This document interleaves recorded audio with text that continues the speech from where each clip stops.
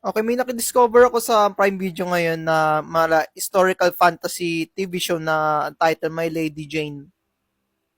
So yung pinaka main part ng story na to is about what tungkol dito sa character na to, si Queen Lady Jane, kung paano siya mamuno do sa kaharian niya, and then kung paano makikita natin kung paano yung mga tao or yung mga criminal magte-take throne do sa posisyon niya.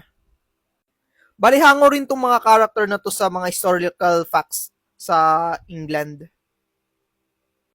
Pinapakita nga dito yung main story ni Lady Jane and yung kanyang magiging bride dito or magiging partner na si Lord Guildford, kung paano mag-start or paano dito kasi parang magsisimula yung pinaka main plot ng story. May magkakaroon ng parang betrayal dito, pag downfall, and then mga fighting scene at the same time, kung paano madedelebot or magkakaroon ng love affection between sa character dito sa dalawang to. Napakagaling ng script din yung paggagawa nila sa show, especially gumagamit talaga sila ng malalim na pananalita dito sa series. Binigyan din nila yung bawat character development sa mga cast dito sa series.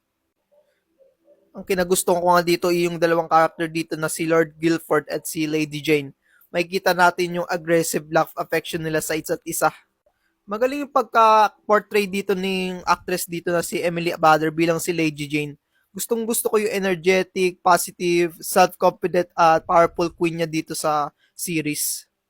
Then yung character dito ni Guildford na bali dito sa show rin is may pagka-fantastical din to or may mga pagka-supernatural. Especially yung character niya dito is may kakaibang attributes. Minsan kasi makikita natin nagta-transform siya bilang dito isang animal being. Na-enjoy ko bawat episode nito at the same time na beach watch ko talaga siya. Hindi siya yung ganong ka-slow at napakabilis ng fast pace talaga. Every moment may enjoy mo talaga yung mga scene na nangyayari dito at aabangan-abangan mo talaga. Isa pa sa kinaganda ng series is yung makikita natin yung pinakultura din ng settings ng palabas. Kung ang tuwa talaga nila yung ambience ng show, parang katulad sa mga Bridgerton, House of the Dragon, yung post-production, yung mga pananamit nila, yung visual effects, yung soundtrack, outlooking at stylish talaga tingnan. Magaling din yung pagkakast ng ibang character dito, lalo na yung mga kalaban.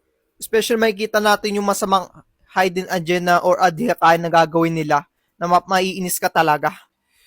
Naghahalo din to mga nakakatawa or mga gag jokes na talaga matatawa ka at the same time magiging emotional ka rin talaga. Hinahaluan din nila to ng mga action sequence na may mala comedy scene din.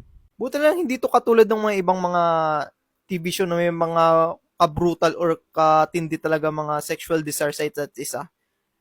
Especially dito marami din mga sexual content at the same time mga strong language. Pero hindi naman nung katindi. Hindi katulad ng may ibang palabas or like sa mga Netflix shows or mga HBO show na may matitindi talagang ganun ka genre or features. Overall, pinakita ng show na to kung paano si Lady J maging isang empathy, maging resilient, maging isang powerful queen, hindi sumusuko sa isang bagay or maging isang self-confident na reyna nung panahon ng trono niya. Talaga may enjoy mo, maiyak ka, magiging emotional ka, matatawa ka at the same time maiinis ka sa series na to at may enjoy mo talaga every episode ng show na to. Available ito sa Prime Video ngayon. Still trending pa rin, panoorin nyo na. Kung mahilig kayo sa mga Bridgerton, House of the Dragon, or mga historical fantasy series, may enjoy nyo talaga itong series na to.